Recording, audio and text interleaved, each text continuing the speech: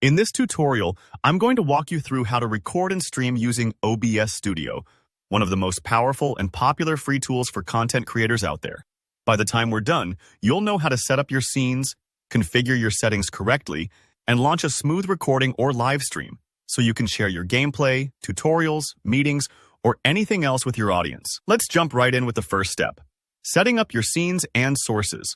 OBS works with a flexible concept called scenes, which essentially allows you to create different layouts or sets for your stream or recording. For example, you might have one scene for your game and another for chatting with your viewers. To create a new scene, look for the Scenes panel, usually at the bottom left of your OBS window, and hit the plus button. Give your scene a descriptive name so you can easily remember what it's for later. Now, with your scene selected, move over to the Sources panel, right next to Scenes.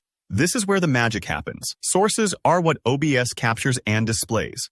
Click the plus button again, and you'll see a list of options. If you want to record everything on your screen, choose Display Capture. That's perfect for tutorials or desktop walkthroughs.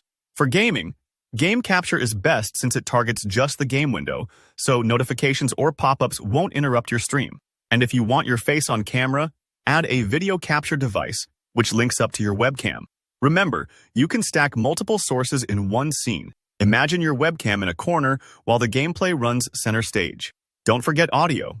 OBS automatically detects your desktop audio, so any game sounds or system noises are captured. It also grabs your microphone, but you should double-check your levels in the audio mixer panel, found at the bottom center. Slide the levels to ensure your voice isn't too quiet or drowned out by the game. A good rule of thumb is to run a few tests and listen to the output. If you see your levels peaking into the red zone, it might be worth turning the volume down a notch to avoid distortion. Now, let's configure your settings for recording and streaming. If this is your first time in OBS, do yourself a favor and run the Auto Configuration Wizard under the Tools menu.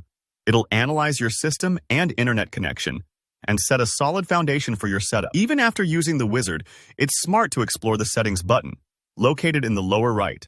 Here's where you control exactly how things are saved and sent out. Head to Output Settings. Select your recording path, the folder on your computer where videos will land after you finish. Many creators use a dedicated folder, so it doesn't get lost in your downloads. Next, the recording format. OBS defaults to MKV, which is great if there's any risk of a crash. Your footage will be recoverable. But if you're uploading directly to platforms like YouTube, you may prefer MP4 for simplicity. Pick what fits your workflow. For streaming, click the Stream tab. Select your service like Twitch or YouTube and either log in or copy over your stream key from your account dashboard. This basically tells OBS where to send your video. Pro tip: double check that your stream key is correct because a tiny typo means your video could end up elsewhere.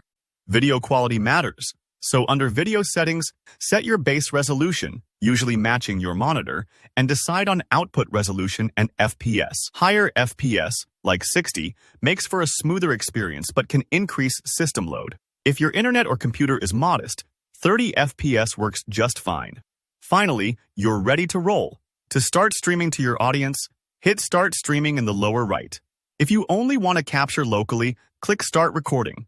And if you're multitasking, you can do both simultaneously. There's even a setting in Settings, General, called Automatically Record When Streaming, which saves you from juggling buttons during your busy broadcast. Super helpful if you often forget to record your streams. That's all it takes. OBS Studio can feel intimidating at first, but with these steps, you'll be confidently streaming and recording in no time. If you found this tutorial helpful, please give it a like and drop any questions you have in the comments. I always make time to respond to fellow creators. And if you want more practical guides like this, don't forget to subscribe to the channel for future tutorials. Thanks for watching and happy streaming.